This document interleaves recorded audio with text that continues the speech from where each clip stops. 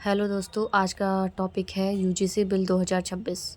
UGC का full form है university grants commission. यह भारत सरकार की संस्था है जो कॉलेज यूनिवर्सिटी को मान्यता देती है और उनके नियम बनाती है और उच्च शिक्षा की गुणवत्ता और इक्विटी बराबरी सुनिश्चित करती है। पहले यूजीसी के पास अनुशासनात्मक शक्तियाँ कम थीं और पुराने नियम 2012 से ज़्यादातर सलाहकार गाइडलाइंस थे।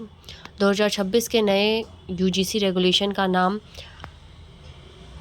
Promotion of equity in higher education institution regulations 2026 या पुराने नियमों को बदलकर नए नियम 2026 के नए नियमों का मुख्य उद्देश्य यूजीसी का कहना है कि भारतीय विश्वविद्यालयों कॉलेजों में जाति धर्म लैंगिक विकास आदि के नाम पर भेदभाव को रोकना है, छात्रों को समान अवसर सुरक्षा और सहायता देना है। यह नियम अनिवार्य है, मतलब सभी ही कॉलेजेस विश्वविद्यालयों पर लागू होंगे।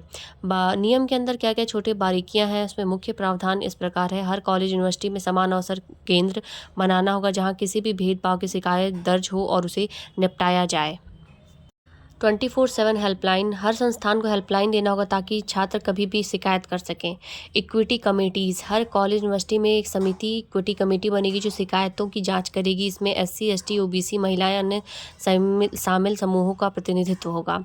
इक्विटी स्क्वाड्स, ये मोबाइल टीमें प्रतिनिधि होंगे जो भेदभाव रोकने के लिए निगरानी करेंगे, जागरूकता फैलाएंगे, रिपोर्टिंग प्रणाली को भी ठीक रखेंगे। रिपोर्टिंग और निगरानी, संस्थानों में नियमित रिपोर्ट डेटा यूजीसी को देना होगा। भेदभाव के मामले कितने, जो भी विश्वविद्यालय कॉलेज इसको नहीं मानता है उसकी मान्यता रद्द कर दी जाएगी, प्रोग्राम और डिग्री तक रोक दी जाएगी। भेदभाव की व्याख्या, नए नियम में भेदभाव बहुत व्यापक रूप से परिभाषित किया गया है। प्रत्यक्ष भेदभाव, अप्रत्यक्ष भेदभाव, संरचनात्मक या सांस्कृतिक रूप से होने वाला भेदभाव, जाति धर्म लिंग विकलांगता जन्म स्थान आदि के आधार पर किसी को अलग अलग व्यवहार करना, इन सभी को भेदभाव माना गया है। आखिर इसका विरोध क्यों हो रहा है और इतना विवाद क्यों है? हाल के सप्ताहों में इन नियमों पर बहुत भड़ास निकाली गई है। विरोध प्रदर्शन, सोशल मीडिया ट्रेंड, नेता सत्ता विवाद, सुप्रीम कोर्ट में याचिका तक दाखिल हो चुकी है। मुख्य विवाद का कारण यह है सामान्य वर्ग अपर कास्ट से जुड़े मुद्दे। कई लोग कहते हैं कि नियम सवर्ण जनरल कैटेगरी छात्रों के अधिकारों को नजरअंदाज करते हैं क्योंकि इक्विटी कमेटियों में उनका प्रतिनिधित्व नहीं है और मानो उन्हें संभावित अपराधी घोषित किया गया है। फॉल्स मैलिशियस कंप्लेंट्स पर पेनल्टी नहीं है। अस्पष्ट शब्द, जैसे शब्दावली कुछ लोग बहुत व्यापक और अस्पष्ट मानते हैं, जिससे फैसला सब्जेक्टिव व्यक्तिगत राय पर आधारित हो सकता है।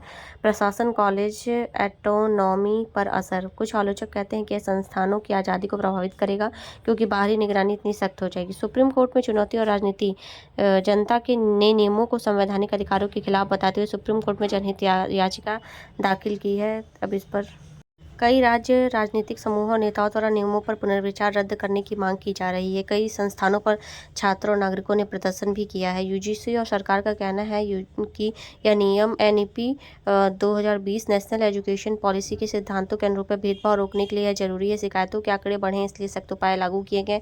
यदि किसी खामी गलतफहमी तो उसका फीडबैक लिया जाएगा। प्रावधानों का विवादास्पद होना इसे राजनीतिक और सामाजिक बहस का विषय बना रहा है।